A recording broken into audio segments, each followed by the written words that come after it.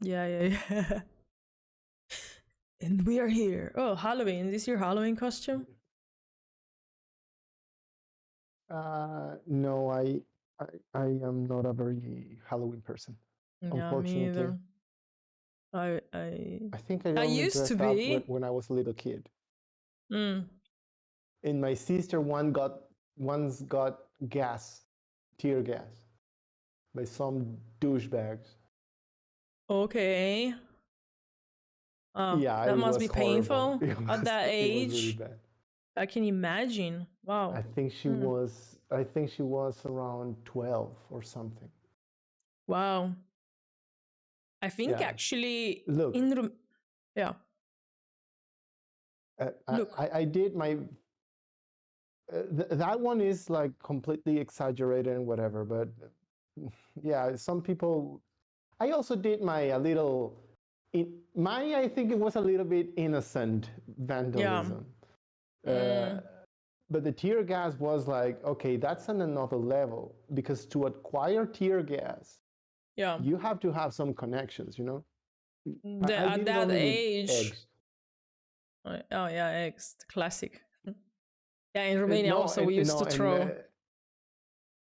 no, we were so scared. A friend of mine, Yeah. it was only one friend, and we were throwing the eggs, and the last two actually hit a car, Oh and we were wow. so scared. We stayed covered like for 1 hour and a half, or we regretted You so hit a much. car. When I was 7 years old, we were savages. Listen to this. We went up the building on the roof of the building, and it was a 10th floor building. And we started throwing stones from that height. And guess what? Wow. I hit and actually broke somebody's window from the car, the front car. My heart at that age, I was like, oh my God. I was, It's because a lot of times we do things yeah. because we don't understand consequences. That happens. I mean, it's, And fortunately and unfortunately, yeah. that kind of things are not happening anymore. Yeah. I know it's unfortunate because it's vandalism, Mm-hmm. but those things teach you very valuable things. It But does, but anyway, anyway, it also comes down to parenting, so it's, sure. yeah. All right, then. Let's get started with judgment. And I would really want us to look from this perspective of why do we judge so heavily before the action is happening, before we get to know the person, or before we understand what we are dealing with, we already judging and we putting a label on it. So I would like us to look at this from this point of view, and also to see what are the consequences when we are going to judge, have this, let's say, false judgment, maybe, how it's gonna affect our day-to-day interactions with people, and yeah, and just why do we have so many opinions about everything? Yeah. So then, do you want to give your take on why you think? I think first I would like us to first look at,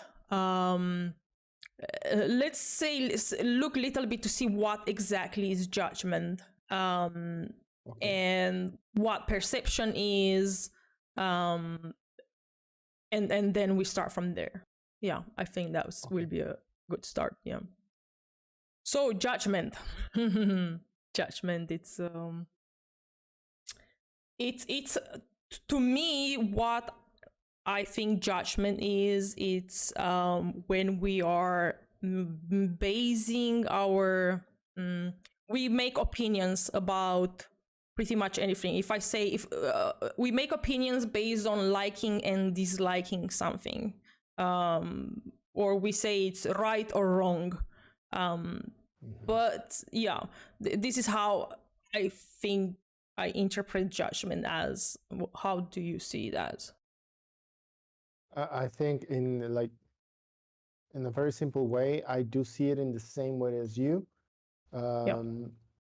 It's sure it's going to be based on the information that we have, that we are going to eventually have an opinion or criteria and say like, I like this, I don't like this, this is good, this is bad, right? Yeah. So yeah, pretty much it. We're in the same tune over here. Okay. Yeah. So it is based on previous knowledge. We form an opinion based on previous knowledge, experience, also conditioning comes into it. Conditioning in what way? Well, because we are being conditioned from such an early age to form opinions, to like and dislike something, what to choose, what not to choose. So I believe that it also comes from there. So conditioning, previous knowledge, experience. Yeah, I know I have said this many times before, right? But it's like immediately it's identifying what is good or bad for me to live. That's the most basic one, and then the social ones, right? Like, or do I like the taste of this food or I don't, right? And yeah, everything builds up with knowledge. I would understand the word condition in a little bit, maybe a more advanced part, like when you are being feeding the information, like daddy and mommy is telling you this is good, this is bad, so immediately you absorb that, you condition. That's what. You register already. You register what is wrong, what is bad, and then the way that I see it is you carrying that with you in life throughout your life, and then when you are faced with let's pick a human being, which you just met him. How can I put this? My English. So we meet a person, and without even knowing that person, without having to see what they are doing, how they are behaving, and so on, we already form a prejudice about an opinion about that person. I think is the word is not prejudiced. I think prejudice. Well, I don't know, but I would need someone to correct me there. Yeah, it's also prejudgment, right? It's I think prejudiced is when you are actually putting the thing away or qualifying already as bad. But I don't know if it's the same as prejudgment. And somehow I feel you are talking a little bit more of the prejudgment. Yes. Because it's like, as you said, right? I don't know this person. Yeah. But I see these characteristics.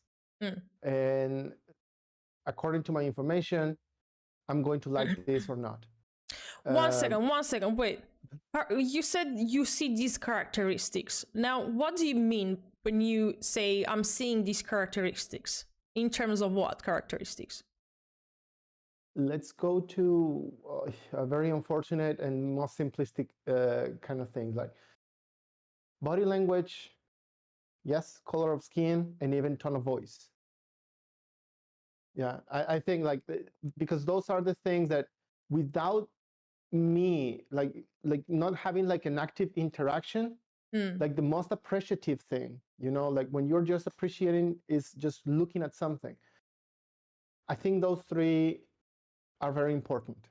Maybe the tone of voice not necessarily, but body language, and I say tone of skin, but no, it's like the whole physical form, right? And how does that form moves like. Okay, but then so you have these three characters in mind, and then what is the actual judgment made for, about? What is it to be judged? Like, what are we labeling here when we are looking at please don't hate me. Body. No, I'm not. Of course, we are just. I'm going to put a little bit more of variables in that information. Context matters. Like if I am in, let's say, I'm sorry, people, Mexico City, in some neighborhoods where I already know crime is a little bit high, and suddenly I'm at 6 a.m. And then someone with an incredible, with a hoodie and a little bit like with a hoodie over here and all cover up, walking towards me. Yeah. Like there's a point where, like literally, there's a point where that person, if it does this, immediately I'm going to identify that as a threat, even though we don't know if it's going to be a threat. So I see a shape that has a behavior. So in that moment, if there are two things that can happen, well, three things is one, we pass away. Two, that person comes towards me and asks me information, but maybe like the phone or the phone, the time, or it's going to threaten me, right? Has this happened to you before? Has this happened to you while in Mexico? I'm going to tell you as fast as possible this story of how not having knowledge can actually get you in trouble. Yes, that happened to me a long time ago, 2014, 6 a.m. in the morning, actually, it was. I got 3 guys jumping on me.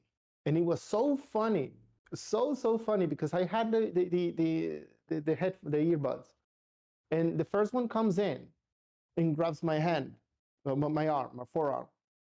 And for some reason, I identify that as more as a call up for help than as a threat.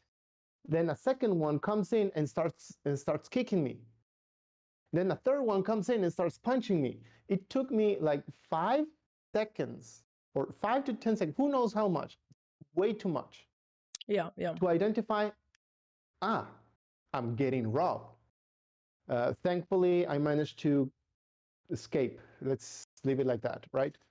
But the thing is that my initial behavior is assuming good on people, right? Unfortunately, after that event, I got once again jumping. And take this in mind, I went through the whole narco war in another city, right? Where we already had a lot of alertness, you know? But that thing that happened in 2014 was the first time civil people had attacked me. And my first reaction was assume good. So after that, when we talk about reaction, to react is to act in the moment. Mm-hmm. So let's not confuse reaction with judgment, because if that experience happened to you, what happened to you in Mexico, perhaps, I don't know, when you go back to Mexico, as you said, when you see somebody with a hoodie over their hair or somebody that looks similar to your attackers, then immediately you are going to I don't think you are judging here. I think that the brain has perceived already and is going to kind of like identify and match that person that walks on the street with the incident that happened to you in the past. Yes. Yeah, that for me, it's already constructing a judgment of this is hazardous or not. Yeah, before that event, this is why I said, like, I had a prejudgment of good in people. Yeah, of this is people around here, they are not going to do that. That was my prejudgment. Unfortunately, and you were saying a little bit of that part, after that event, I needed to re-educate my brain because I was seeing the type of the morphology of the faces of the people around there, which they look a little bit more native. Yeah. It was harder for me not to be judging like this can be a bad guy, this can be a bad guy, this can be a bad guy. So you are right in what you are saying. I think the difference is like the way that I see it is now I am labeling, I am prejudging, I am making a judgment here that this form of base equals to something maybe not good. Yeah, but I think here we are a bit confusing judgment and perception, because because so when you were explaining the judgment part, I think the second step of the judgment is the perception. Is how we eventually go with the perception. No, because it cannot be, because perception is very different than judgment. Perception is exactly what happened to you. Well, we perceive things through our senses, through whatever, sight, hearing, smell, touch, whatever. And this is what happened to you. You were unfortunately vandalized, let's say. Which you do experience touching, like beaten up, and the hearing and sight. So you've already perceived and you've acquired that, how can I call it, information about that particular environment. So now your brain, it's already like, when you go in that environment again, it's going to remember and kind of carry this mechanism defense. But this is not judgment. I don't see it as judgment, because judgment is when you are forming, when you say this is good and this is bad, not that this is safe and this is dangerous, based on.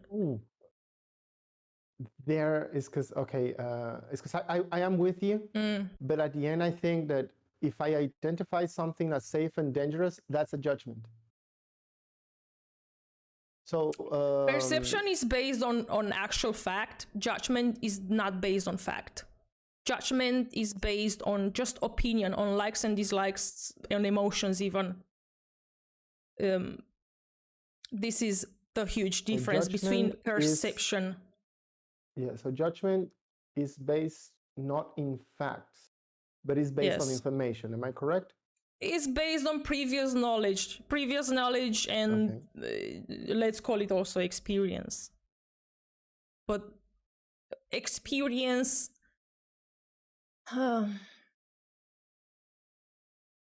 it's because when we, I don't know if I should bring the word facts over here, right?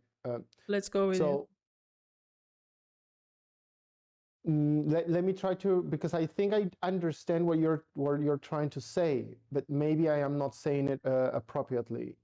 So I will do it again, and then you correct me again. So perception, let's put it, is the more active way of living. Perception is happening like all the time. Yes. Now, the way I perceive something, I can judge it as good or bad. Is that what you were talking about? So I can be perceptive, I can experience something, I can feel something. I want to go deeper than this. Let me see if I can make it not deeper. Okay. Having a shot. Yeah. A shot. If you ever had the B12 shot, I think it's the B12. That thing hurts a lot. Okay. Yeah? That thing hurts a lot. So the perception here is that thing is going to hurt. Yes. Yeah. But it's a good thing. Yeah. So my perception is the whole experience thing and whatever and yada yada. But the way I can judge the shot as good or bad is, I know, because you say, No, I think, let me give one example. For example, you go to the doctor and she gives you a shot and she does a terrible job at it. She's punching you in 10,000 places without having, it happened to me, for example, where she... Am I going to like it? No. But she's putting perfusion, let's say, in the vein, and she's not finding the vein. So she's trying several places, 3-4 places, okay? All right, the event has happened, went away, whatever. You, after 2, 3, 4, 5 years, you go back again, another operation, whatever, and a different nurse is gonna come again to put perfusion to you. Okay, now immediately you are going to I'm not saying you, but let's say if I'm going to already say in my head that, oh, she's a bad she's gonna do a terrible job, whatever, because you've already experienced that and you are judging and saying she's gonna do a terrible job because this has happened to me, so I'm gonna experience it again, whatever. I already put a judgment on this person. She hasn't even made the act of putting the perfusion or finding the vein, whatever, but I've already made the judgment that she's gonna be terrible at it. And I say, I made the judgment because I perceive some things on that nurse. I perceive some things, maybe the uniform, and then it's like, no, this person is going to make a terrible job. But you see, because perception is based on senses, so how can you perceive something just, yeah, you're looking at it and you see what? Give an example. You see that she's having the shirt out. Yeah, let's say, like, I mean, just the fact that I see that she's dressed as a nurse, right? And I had a bad experience with the other nurse. You were going to say that it's about the senses, right? Yes. The sight is one of those, right? Yes. So if hopefully I'm right on this one, is like, because I am experiencing even the smell of the hospital, right? Yeah. Because I'm experiencing all of that and I see that, my first judgment is going to be, this person is going to be doing a bad job. Yeah. Because so you have a perception and I make a judgment. But then you see, this is what I'm trying to get at. How can we judge something before even happening? Because it's a second event. Why do we judge it before even happening? In this case would be, if we agree in the sequence of those two elements, I think it's because of fear, because I don't want to be hurt and so on. In that specific example, right? Yeah. That's what I would say. But off camera, I think we were talking about a different type of situation, right? Like, yeah, not like, based on fear. Sometimes we want to be like we say some people are wrong because they behave in a certain way, right? I think that was a different take, right? That's a different setup. Yeah, that's different because right now, if we are about to judge something based on our past experience, based on fear, then that's not accurate for this upcoming event, because we are not experiencing. Yeah. Okay, so if we go into that other part about when we judge people just for the way they behave or whatever, right? I think we go then, why we judge it's because I said I had to take that is because we like to have things in control or things similar towards us, yes, because we want to belong to or whatever, I don't know. And then in that part, it enters the thing, something you said a moment at the beginning, which is based on whatever has been fed into us. Yeah, from like childhood, conditioned. Exactly. So just another quick story, right? That happened to me with a girl from Bangladesh. Yeah. And we were having lunch and she was chewing with her mouth open. That was so difficult for me to get used to. Why? Because I am being conditioned that If you want good behavior, you need to be chewing and be completely silent the whole time, right?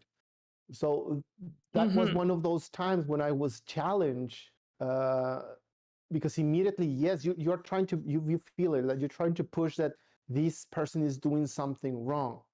Yeah. Which it's not necessarily the case, but because I was what was the word that you say? Conditioned into that set of rules that happened. Right. So for example, when you heard this lady chewing, what judgment came in your mind at first? Oof, I really feel even bad saying this word. But listen, this is great because when we catch ourselves, I think it takes a great deal of attention. What you just said, that I saw the judgment coming, and it took me a lot of energy to go past that and yeah, and sorry, continue. No, so, you were just completing what I wanted to say, right? So because sure, the word that was coming up is this person is uneducated. But immediately I was like pulling the ropes on the horse, right? Like hold on just a second. Who are you to be saying that, right? Yeah. Like you don't know the person. So, just because they're chewing, you don't know them. Yeah. Exactly. This is the thing, because we judge behavior. Sorry, this is the thing, as we judge behavior according to our traditional patterns, first of all, like what we in the country or culture that we grew up, and then on top of that also conditioning that we have from parents. So yeah, continue. So yeah, it's from parents and everybody around us, right? So that's how we construct ourselves, and this is all because we are tribal animals, right? We try to be close to the things that we are most similar.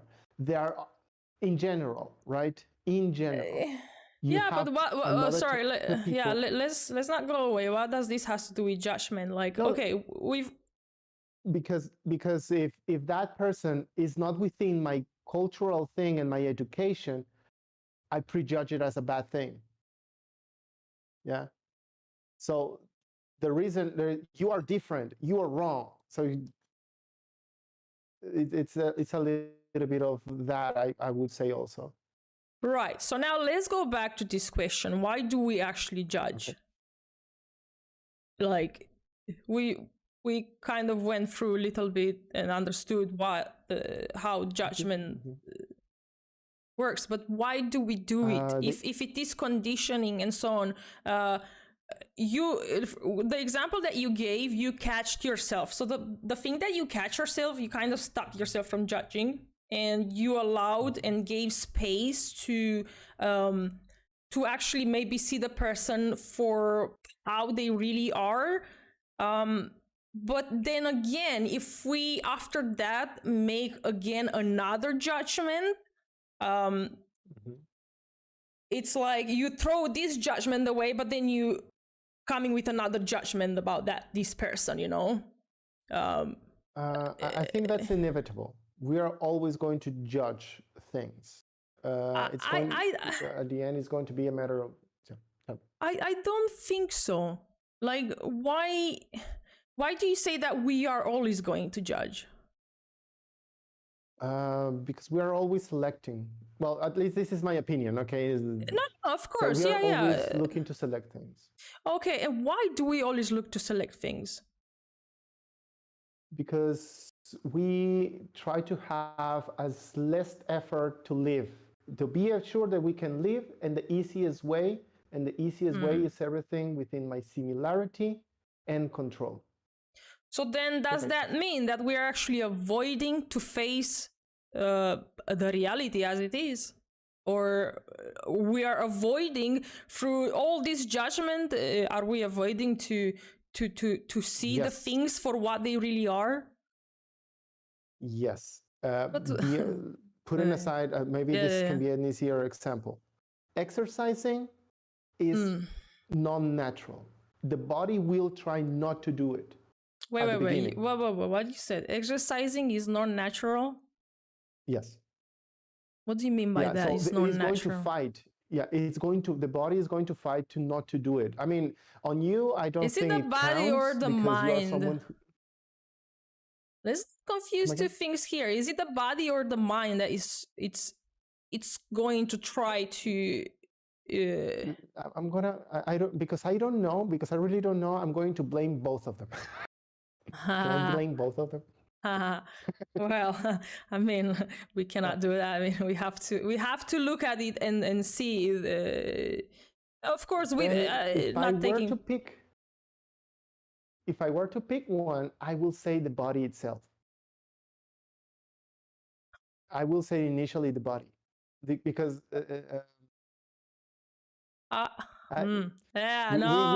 we say also off camera, we say that I'm going to try not to go very deep into things, but let's do this. Imagine a person who is in a comatose status, right? Who's in coma. That body still recognizes what is good and bad to keep itself alive. Is it the body or the consciousness? No, there is only the body. Like, can the body function without the brain, though? This is the thing. Like, so that's why, like, if I were to incline, remember, let's not go too deep into that topic, okay? But this is not about going too deep. We can go. No, this is not about not go. You can go deep. It doesn't matter about this. But we just have to stay clear on these lines and not get sidetracked. Okay. No, yeah. So again, if I have to choose, I'll say. Have you been in a coma? Listen. Have you been in a coma? No. So how can you speak about something that you haven't even experienced? We can speak about many things that we don't have experience. How can you speak about something I know you don't like because I know you usually don't like oh, it's someone else's information, but that's the information that we have. But you haven't tasted it, you haven't tried it, you haven't even put your small finger on it. How can you say something which it's not understandable for your knowledge, for your senses, for your entire perception? The only answer that I can give to that is because that's the information that we know. There has been, like, when someone is in a coma, with the things that they measure, there is no brain activity. So that's why it's usually been said, for what I understand, the mind is not working. At the same time, you do have theories, but this is in case theories, that the body still can hear, and you should speak to people in coma because they still listen. So sure, is there a debate? But in the basic form, sometimes I try just to have it in the basic way, because I know these are more complex topics, right? It's like, it goes a bit because it's not the body, it's the consciousness that it will remember. It's not the body, because but let's not, again, we go too far away from the subject itself. Sure. Because if somebody is in coma, it's gonna be their conscious. But again, I don't know, I haven't experienced, so I cannot really talk, because if I am to talk and we are talking, we are secondhand people. We are acquiring information, and then we are secondhand people, because we take information from left, right, but without truly experiencing it and understanding their true meanings and essence of it, and then we put it into our own words. But let's keep with things that we experience, so we can discuss about things that we have entered, and not informations that we read and scientific data, and science is amazing, but they still don't know everything. We will never know everything. There is always new discoveries, so things are always updating. So let's keep to these things that we can understand and speak, and that we've experienced, perhaps. So, but we were in the whole thing about like, why do we make why do we judge, right? Why do we perform the act of judgment, right? Exactly. And I was saying, because we try to keep everything as simple as possible. The less effort, the best, right? And that includes being close to things that are more similar to me. And if it's not similar to me, it's not good, right? When I speak about that, I'm speaking in the most basic way, the most generalistic way. Obviously, there are a lot of instances where there's more complexity in the action, right? But in the most basic way that I can see it is, as soon as something is different, that initially is not a good thing, right? And that's why we eventually commit those judgments, right? Yeah, this obviously is this, but can we I don't know, can we pass over this judgment and not be so, I don't know, can we say that we are lazy, that we don't want to allow the reality, or allow ourselves to actually think? And my initial answer is going to be, I don't know. I don't know either. The second answer would be, maybe under certain contexts. Like maybe it can happen, right? Like, but I don't know how. Maybe I don't know how to give an example, because that's the thing.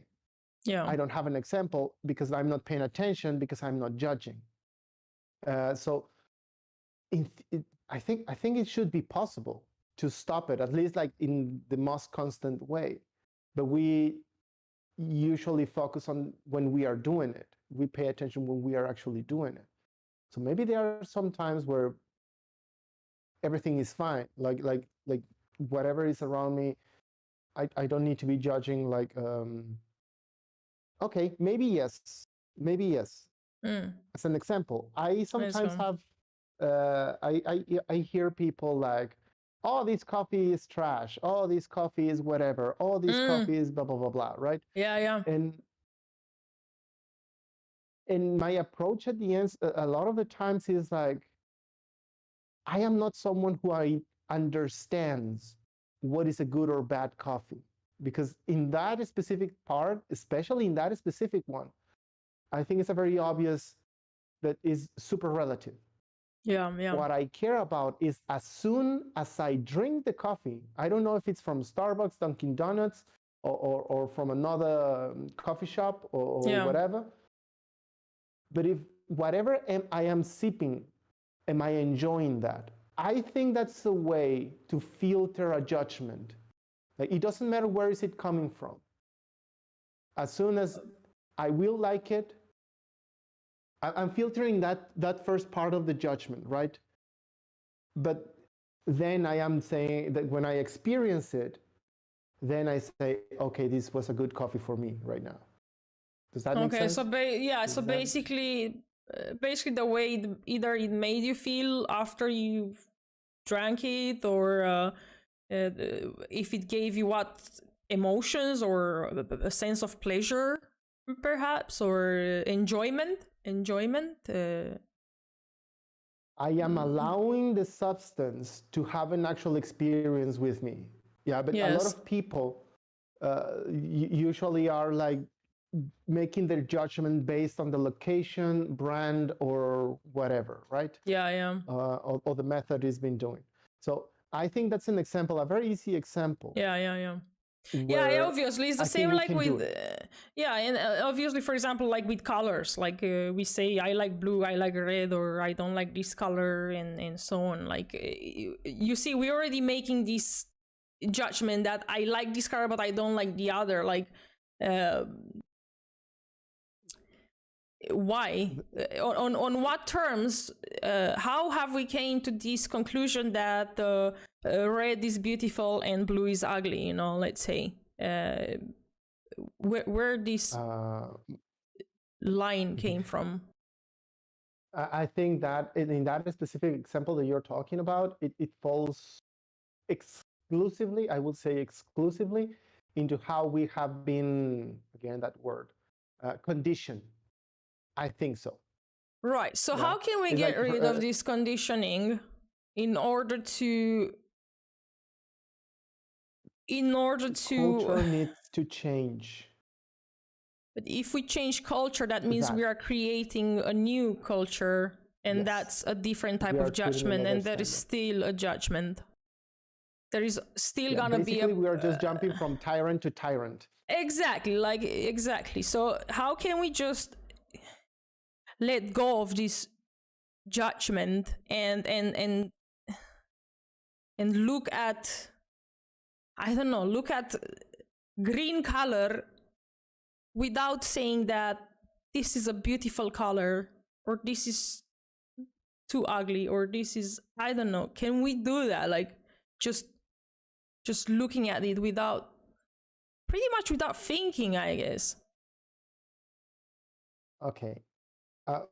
Beyond, for example, the easy example that I gave with the coffee, I think that's a way to do so. In going into the color, into this thing about culture, the key would be,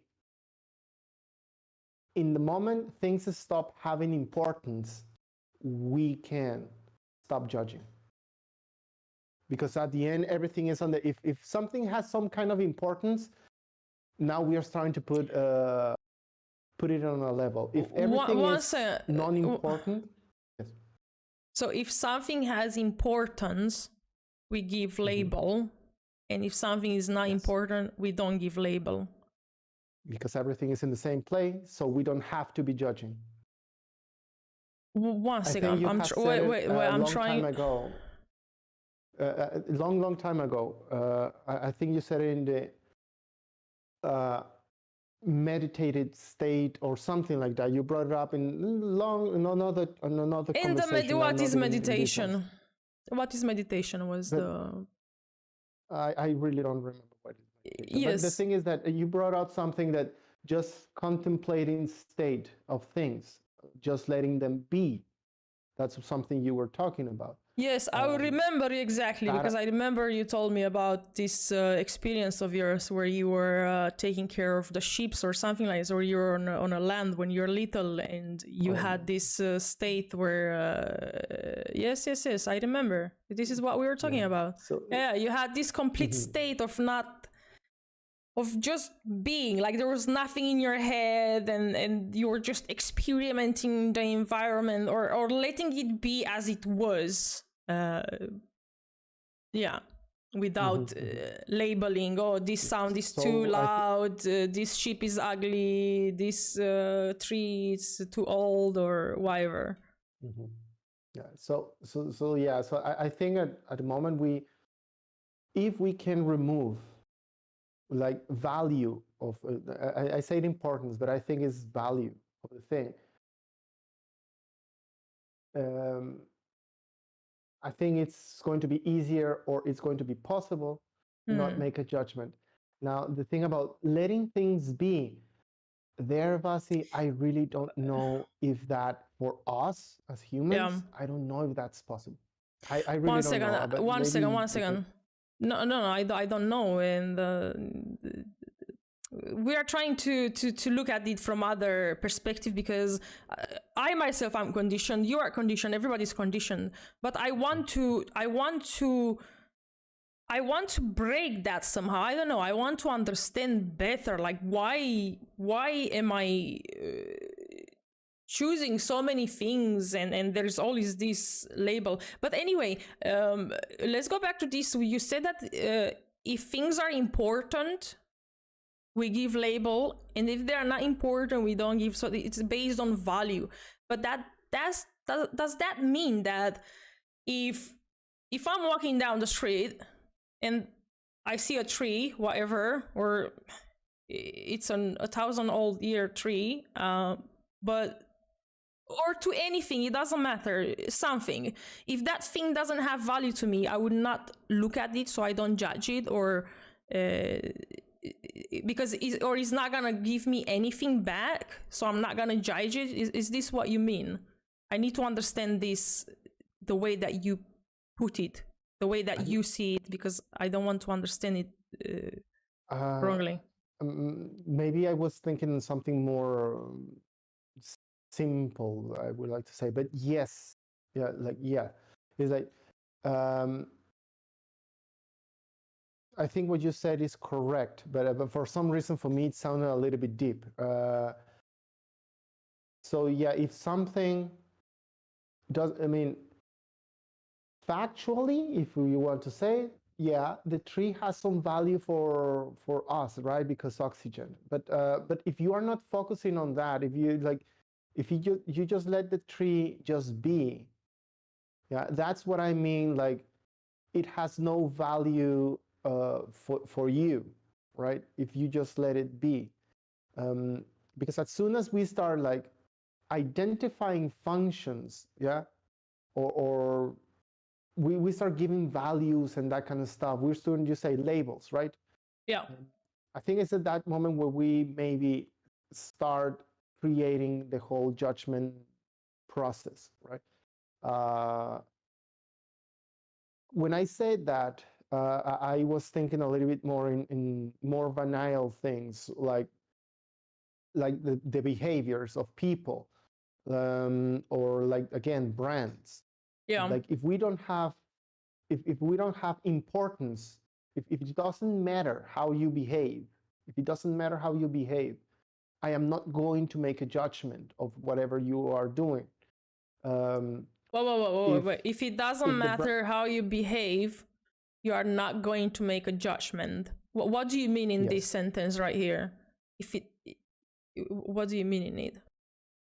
Going back to the example of the Bangladeshi, let's not put it in words, in other words. Exactly what do you mean by? Like, if I don't care, it's basically, if I don't care how you behave, I'm not going to judge you. Okay, and how do you draw this line on what is good and bad behavior? Again, first answer, I don't know. The second answer is going to be the second answer is going to be I think behavior matters, because that's going to define if we are going to because I don't want to use those complex concepts, like if we're going to create something or not create something as a community, right? Like, if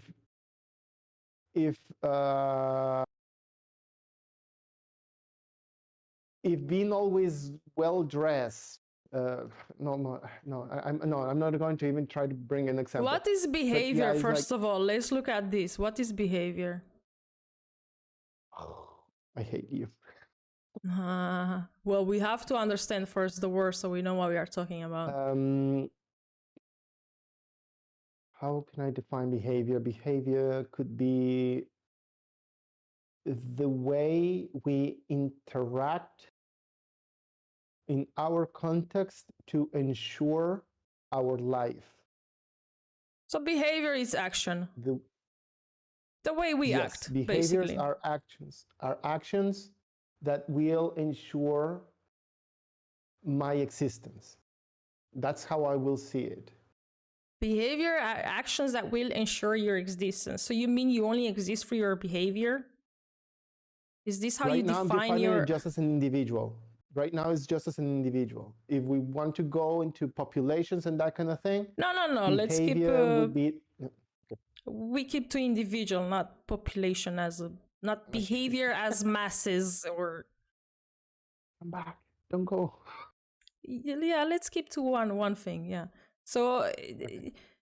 Okay, so you as an individual, are you saying that we as individuals, we only exist through, or we define ourselves through our behaviors? We define ourselves through our behaviors. Or individuality? the behavior is part of the individual. Individuality is something different. All right, great. So how do we define now that, how can we say what is, again, the right and wrong behavior or action towards another individual, let's say? Or towards...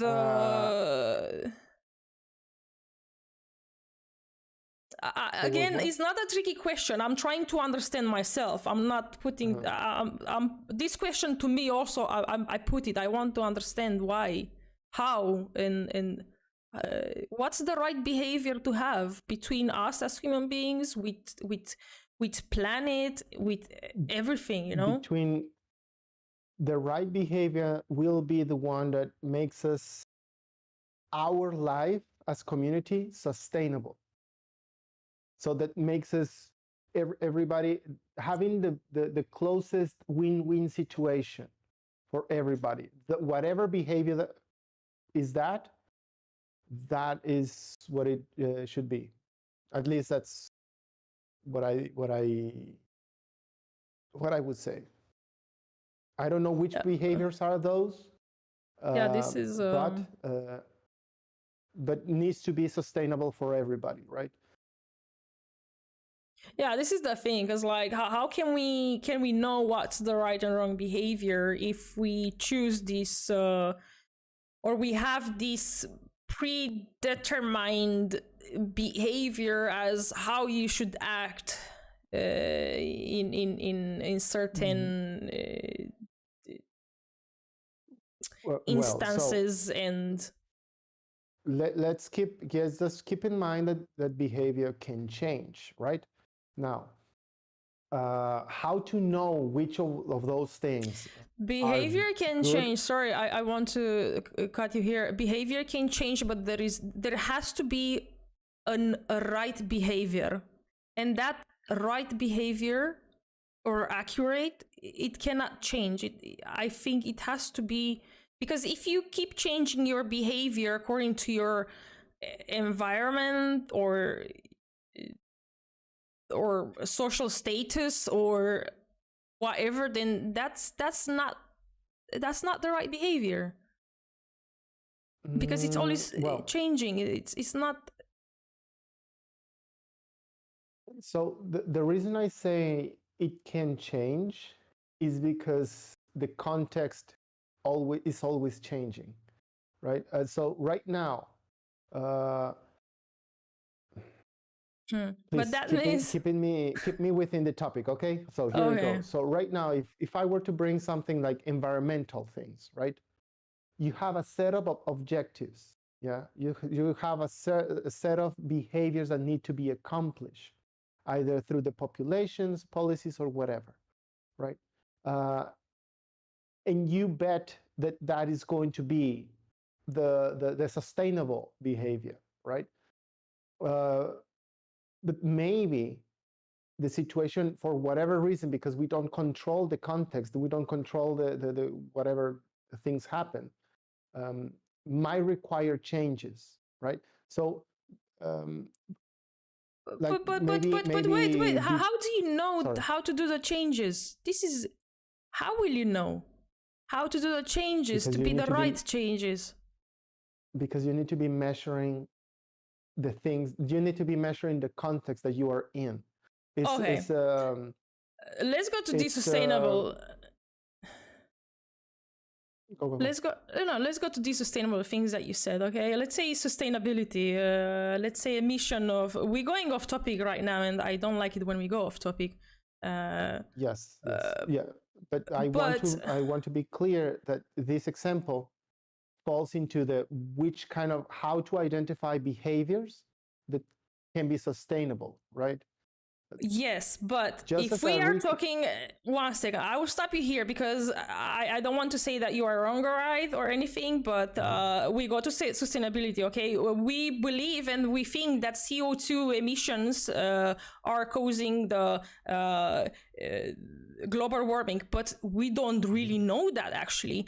And what they are implying or want to actually do, they will want to test and trial if they are going to actually increase the CO2 gases in the environment to see what happens. So you see, there is an action that they want to take place, but how do you take that action if you don't know? You understand? You are just testing and trying. So that's not the right behavior and attitude to take towards something that you don't know how it's going to cause the planet and sustainable part. So it's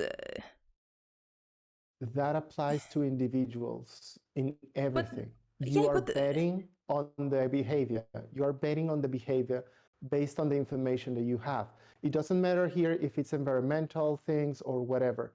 You are going to try to behave in a way that you think is going to be sustainable, that is going to be good for the community. And in this case, for this talk, that is going to try to make you be less judgmental. You are but listen, okay, but if we are going to increase the CO2 masses, if we are going to increase the CO2 emission gases, and then the earth is gonna, I don't know, explode or whatever, it's gonna happen after. Well, I know that's I would say a funny example that you're presenting, right? Well, it's not funny, but it can be the truth, or it can be something that it can happen, you know. So sure. But the thing is that sometimes I am feeling that the questions that you have right now tends to look into the future, and the future is uncertain. So we bet, we are betting that this is the sustainable approach, the sustainable solution, right? But of course, we don't know if it actually is going to be. Yeah. How many times have societies or individuals think, oh, I'm going to do this thing to avoid that, and it fails, right? A very simple example that you know, diets. I know I'm jumping from thing to thing. Oh, I think I can do this and lose weight. And you don't, and not only you don't, you bounce back. Yeah, you won't gonna like lose any weight. Yeah, so you bet, right? That's exactly what happens with every decision that we take. I'm going to try to pedal back. So all the behaviors that we are trying to decide to be better, in this case, less judgmental, are one, based on previous knowledge. Second, you are betting. Yeah, but that's not the right behavior, because behavior changes according to the outcome. So that's not the right behavior to have to. Yeah, that's the final judgment. When you are already messed up, that's the final judgment. So you need to recalibrate, right? So how do I recalibrate? Maybe if I know how to, if I identify how I start feeling, maybe I can do that, right? Maybe I can solve this issue. Maybe I can solve this prejudgmental behavior. Yeah, but now if we go on to feelings, like it's even feelings are not accurate. Yeah. Listen, what are feelings? No, look, if it's okay, I don't want to go into the feeling part. I was just using it as things that you pay attention to try to recalibrate the behavior. And again, for this context, for this conversation, is you're trying to recalibrate the behavior to not be very prejudgmental. I understand what you're saying, but if you recalibrate the behavior, you recalibrate it towards what? Towards which behavior? Like, this is what I'm trying to understand. Like, you recalibrate the behavior. If this wasn't good behavior, then you're gonna try another behavior, or what? Is this? Yes. Yes. I completely understand what you are saying, but I want to understand. Can we have an action that is pure? It's right every time, and not having this. I don't know how to call them, but this. There is not a single method to live. I think that's the answer for the question that you were about to say, because it's like you're looking like to have one set of things, and no, life does not work that way. Nature, physics do not work that way. Obviously not. And we are part but of there all is of that. yes, definitely. But as human beings, there has to be a right behavior towards other human beings. This is what I'm trying to say, and I'm trying to. It's a. I will say no again, because I can be in a way with you. Yeah, this is actually a complaint that I had a couple of weeks ago. I can be in a certain way with you because it's you, and I am calibrating to you. But I'm going to behave very differently with someone else. Right, yeah. But you see, is that because of the? That's my technique, because I do see value. Why do I change behaviors? Yes. Is that, yeah, because there are things that, because I do see value on you, yeah, I want to, I know it sounds very frivolous, this, right? But I want to keep you around. Yeah, I value that, all of this. So I will not lose myself, not lose my whatever I call essence or whatever. I don't know what's that. But I will understand how to behave at this point with you. Then if I am with someone else, I will do the same thing. Yeah, because I am choosing to stay within these people, within this circle. That's how I operate, right? But that means, okay, so this is the thing, because we are treating people as objects, and that's not. Yes, we are, and that's not the right behavior, to treat people as objects. And we only interact. We interact with somebody that have a high status differently, and we interact with one that has a lower status differently. I interact different with this person because it gives me this much, and I interact different with this picture because it doesn't give me this much. That's not right behavior to have, because that means we are not being true, first of all. Well, if you remember what I said a moment ago, is like, of course, I'm trying not to, I'm not going to lose my essence, whatever that means. But here, I think what we have right now is maybe I'm not, and I really don't want to go deep into that. Maybe I'm not being the best at expressing what I'm saying. Trying to explain someone's behavior, it's always going to leave something aside, and it's going to maybe look bad. So that's why, for example, right now, I know this can sound frivolous, because you are literally trying to have the user manual for this individual, which is ridiculous. It's very. But I think it's a very complex thing to be doing, right? But at the end, the message from what I just said is that the behavior at certain levels, let's put it that way, without losing ourselves, will not work with everybody. You can because we are individuals, eventually we will have our special particularities, right? It's going to the coffee thing, right? I cannot prepare the same way coffee to you, to another friend, or to another female friend. Yeah. Everybody likes coffee, right? But there's going to be always these little intricacies that will require adaptation, change. And this is also why, at a certain scale, there is no one set of behaviors that can be applied to everything and work flawlessly.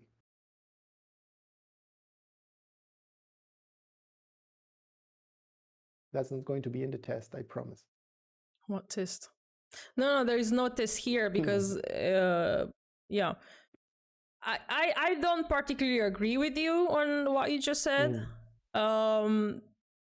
Because we cannot, I mean, yeah, you're gonna make coffee on because you like more sweet, you more milky, the other person wants it dark or whatever, but we can, it's like I'm trying to please, basically I'm turning myself into to please the persons around me, so I'm molding myself into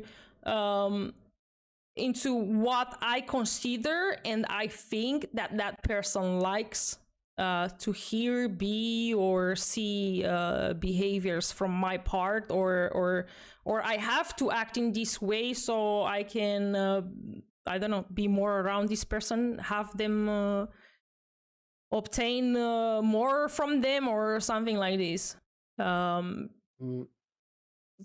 think the difference for me, for what you were saying, because I do understand what you were saying, that part of pleaser, it's what I just call as losing someone individuality. So it's very important that I don't lose the way that I am, right?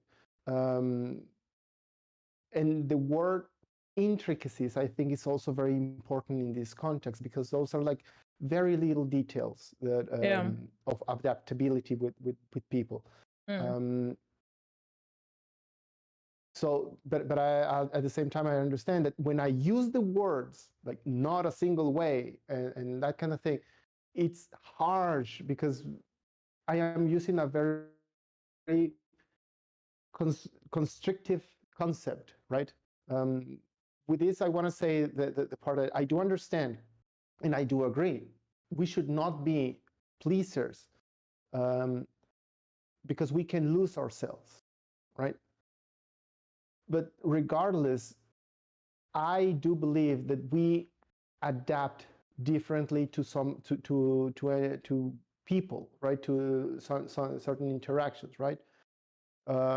Right. So if we adapt different to certain situations, how do you make? Why? Because again, this adaptation will come from judgment, because you are judging. So you are going to, I don't know, be in that environment according to your judgment, to the images that you create about that person. Basically, images, because we always make an image about a person when we meet them.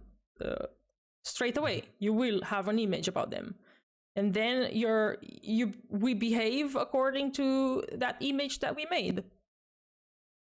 But we don't know if that we don't know if that image that we created, that's who they are. Exactly. But we interact with the image that we create in our head, not with the actual individual. Okay, so how at least how do I see this? So yeah, I personally put myself at peace with this process. I know that it's inevitable for me to make a pre-judgment, that I make an emphasis in the pre part, right? Because that's the first step. The second step, which is the most important one, is I need to experience this person to see who that person is. Yeah. So I know that for a fraction of a second or something like that, I'm going to end up doing a prejudgment. But it's my responsibility to let the experience flow and put as much as I can aside whatever other information is. Because if you, I would say you, someone who has been around many people and many places, we already know that a lot of things are not what they seem, right? So we already know that we need to hold, or we can be better holding prejudgment, right? Because we need to experience what it's there. Unfortunately, there are people who just stay with the prejudgment, and I don't care even though that whatever, blah, blah, blah, blah, right? So yeah. I personally, I know that's going to happen for a fraction of a second, but it's more important to experience the person and to know the person. None of those things are either good or bad. They're just things. Right. So let's say this prejudgment has happened, but you didn't allow this prejudgment to take place, and you made space to actually get to see whatever the entity as it is. Then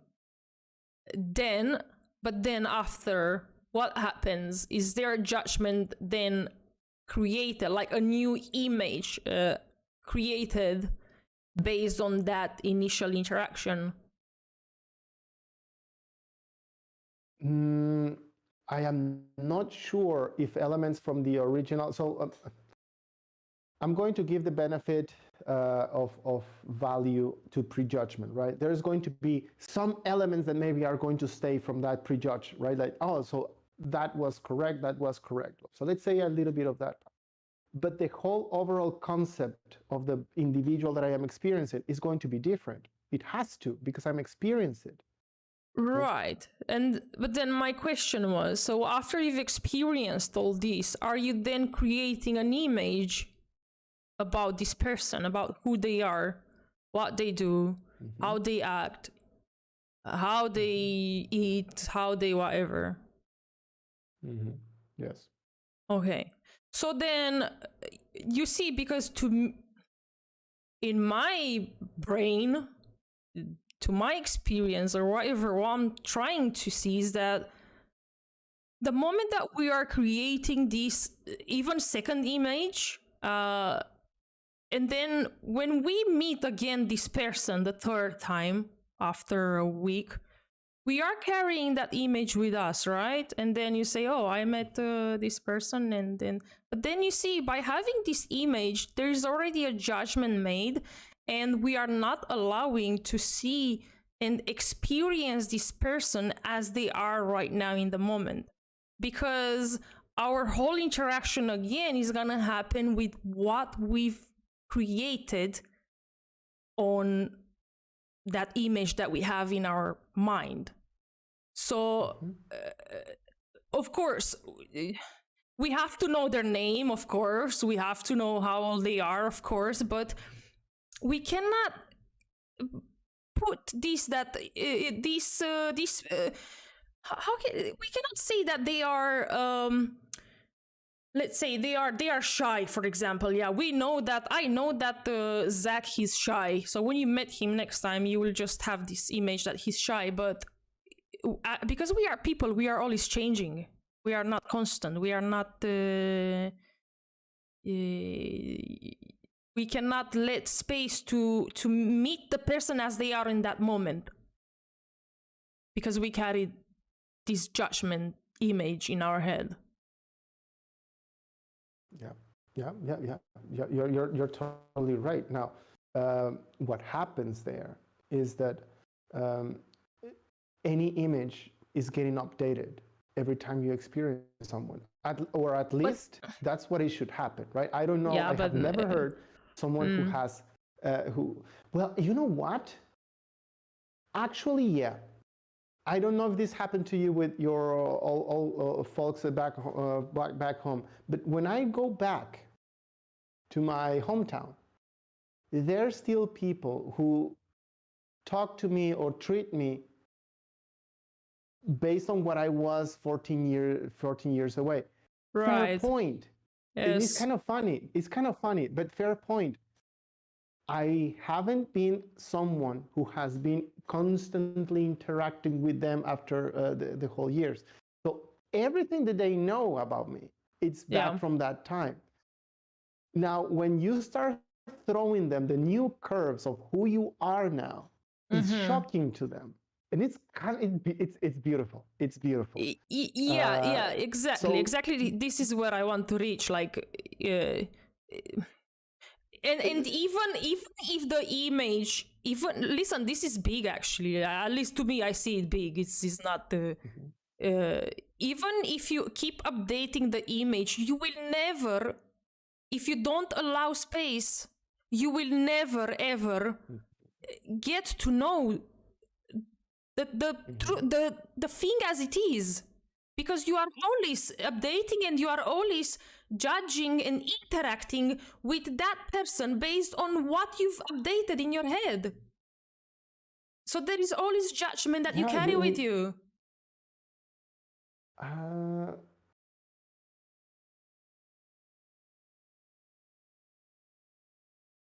want to say yes. But the way that I'm thinking, like executing it, like in reality, because again, saying in words sounds harsh. Yeah, the judgment if I am 15 times interacting with someone, the judgment, at least for me, for what I can pinpoint right now, is the judgment has been the same, and I don't need to carry it. The judgment has been, I enjoy this person. Yeah. Now, but it's still a judgment, and you still carry it. But, yeah. But I don't. When I say I don't need to carry it. Like it's not in front line. You know. I hope that is understandable.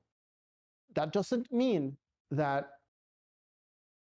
something can break completely the trust, right? It's because it can happen, right?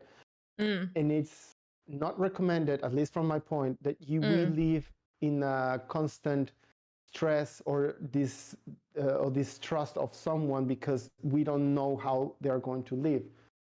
But the possibility exists that whatever judgment that we have or whatever concept that we have about the person can change through time. But I think okay. Yes, go. Yeah, it changes through time, but you see, this change through time, it's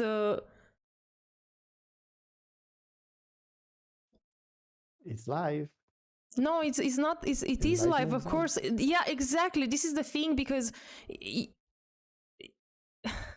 of course life is changing, but what I'm trying to say is, because we carry this image, you are never gonna meet life as it is because of the image that you carry in your head. It's because then I'm going to say this, Vasi, maybe I have a different perception, and I know that word where it's tricky. Then I have a different perception of how you see things, because when I am with someone, I am with that person, and I am hearing that person. I'm not like let's say that suddenly I am with someone who used to like vanilla, and the next day they like chocolate, let's say. So it's not that before I like this person, well, sorry, before I see this person, I'm not going carrying, because this is my visualization for what you say. This is how I visualize that I am carrying the concept of the person here. No. One second. How about this very simple example? You know, this person like vanilla ice cream. Okay, this might sound stupid, but okay, you know that this let's say this person has been eating vanilla ice cream for the past 20 years, just vanilla, doesn't want something else, and then you go at ice cream shop together, and and then all of a sudden they say, oh, I want chocolate, and then you are shocked, and you're like, oh my god, but I thought you like vanilla, you know? Maybe, yeah. So at that moment in action, that would look for me like, okay. There are two ways, either okay or like, why, or just ask like, why did that happen? So like, that's funny. But I think at those levels, this was a stupid example anyway. It's like, no, it's good. It's a good example. I think it's a good example. I'm gonna throw you a little bit more harsh that at least has happened to me, and it's a little bit complicated. But this example is good because it's simple, because that's how we just simple. Adapt and reconstruct, right? Now, I have had a little bit of inner feeling that for people that I really are very big in my life, and sure, after certain, they are from the US, so after certain president came in, all the philosophy, all the ideology that they have, and all this kind of stuff start going into this guy,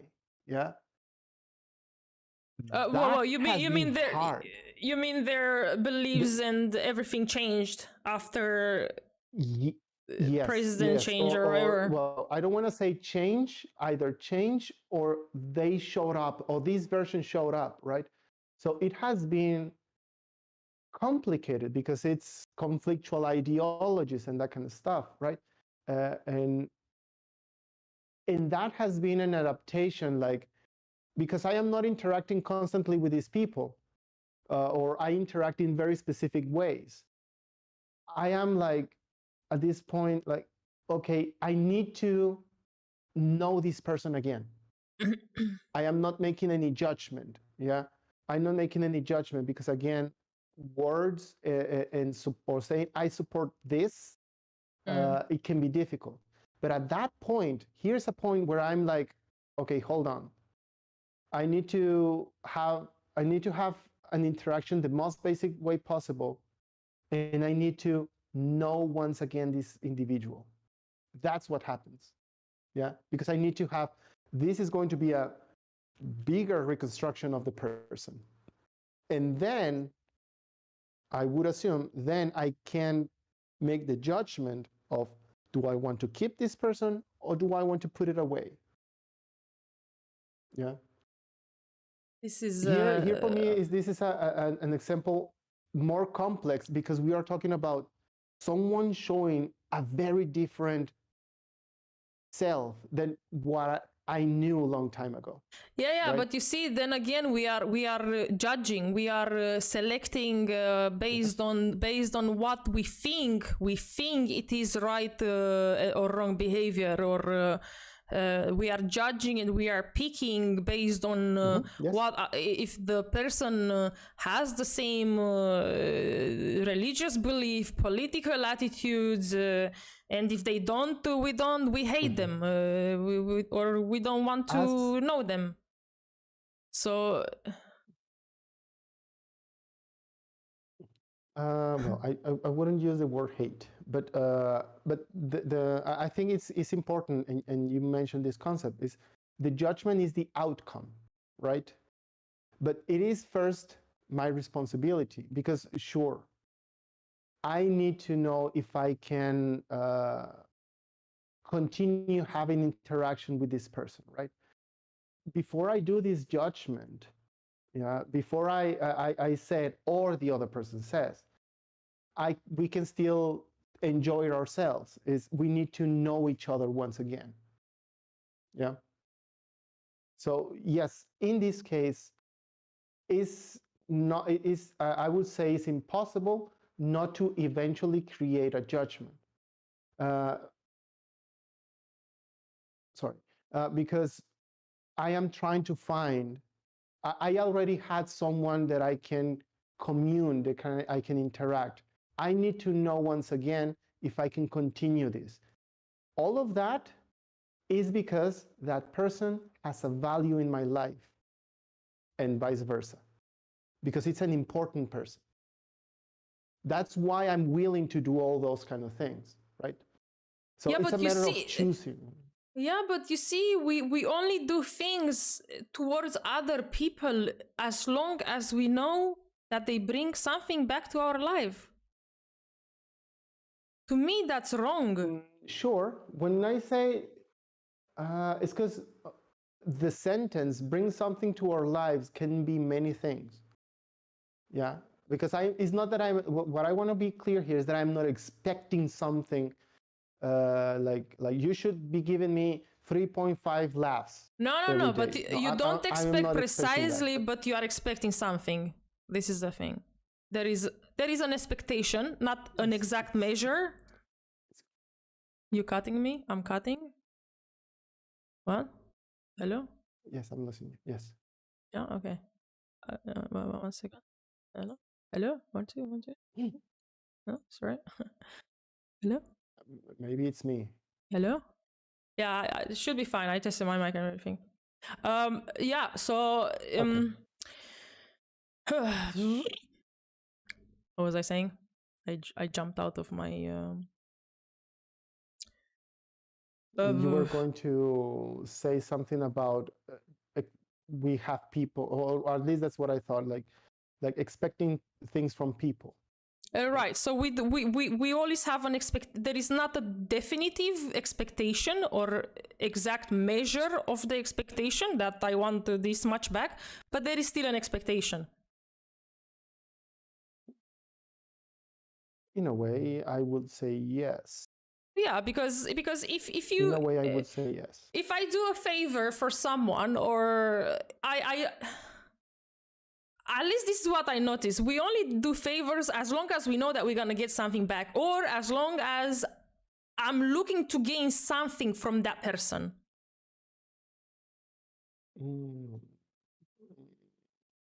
That happens, but I do see that not happening. Like okay, give me an example. Favors, I do believe in them. Yeah, obviously, but this is what I want to get. Yeah, because this is how it should be, unconditional. This is unconditional. Like yeah. So the thing is, I keep insisting in the way the words, especially the words that I am using, can be visualized in a very frivolous way, because I usually, to be honest, like if I were to think, what am I exactly getting from these people? I cannot think a thing. Like literally, like if I start analyzing why I'm friends with this person, I know there's going to be something that, oh, we enjoy time or whatever, right? But it's not a frivolous way to get something. Now, this is people who I consider close friends, right? And this is why I also made the emphasis value and importance in my life, in the same way my parents have an importance. And I mentioned the importance because when we talk about the judgment thing, I said, if we want to stop making judgments, we need to remove all value, right? Unfortunately, value, beliefs. I don't think I would say.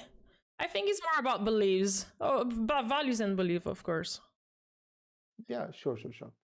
But yeah. Anyway, all this example was that sometimes it's hard to be redefining the concept of that person, and eventually, in this case, I am choosing to make a judgment if I want to have some people closer or not close, right? So yeah, it's a very tricky kind of thing. But again, like it's tricky, but still, I think we should continue with this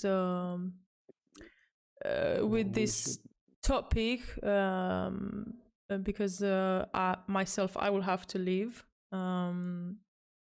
Yes. And anyway, the podcast went over with half an hour over the normal time. But that's all right. That's all right. So all right, let's end it here and continue with this topic because I still want us to go a bit more deeper, maybe, and see how can we actually live or not have these judgments about everything and if it is possible, I don't know. I want to question and not just believe that this is how it is and so on. All right then, sure. Let's continue the next time. Okay, so let's have a break and let's be responsible adults. Yes. Let's quickly check chat. Actually, so whoever, somebody was here. Listen, watch. Thank you. Hope you don't have headaches. No, it's all right. All right, let's see. Are there any questions here? Thank you so much, guys, for coming over. Oh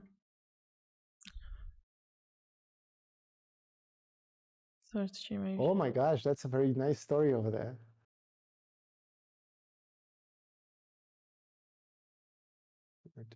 Yeah. Which one? It's harder to change minds if judgment comes from being hurt. We have to do this to save time. Yeah. Well, I mean, let's see. Judgment, you judging because you've been hurt, so you don't want to get hurt again. Like, that's again, it's a wrong judgment. Thing is that when you have,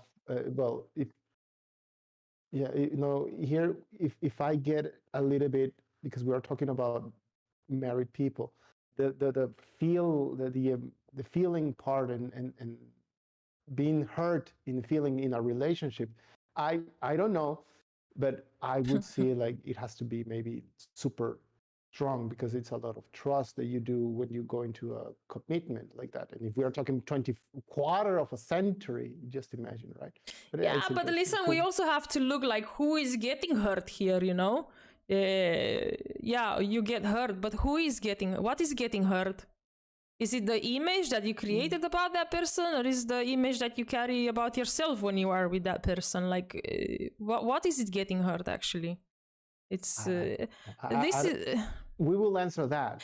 In the next episode. So no command. Who is your guess? Hey, nature. Commands are not working, so no command. Who is my guest? He's McRae Fernando. He's from Portugal. He lives in Portugal, but he's from Mexico actually. I am nobody. No, I'm nobody either. But yeah, he used to be actually a viewer, and now he's here. And now I'm no viewer. Well, we became close friends actually. So, lovely topic. Judgment to protect from being hurt means you don't leave room for vulnerability. Without vulnerability, there is no room for actual happiness. Judgment to protect from being hurt means you don't leave room for vulnerability. That means that what? That you are not expressing your... that you are not showing your weak parts? Or what do you actually mean here?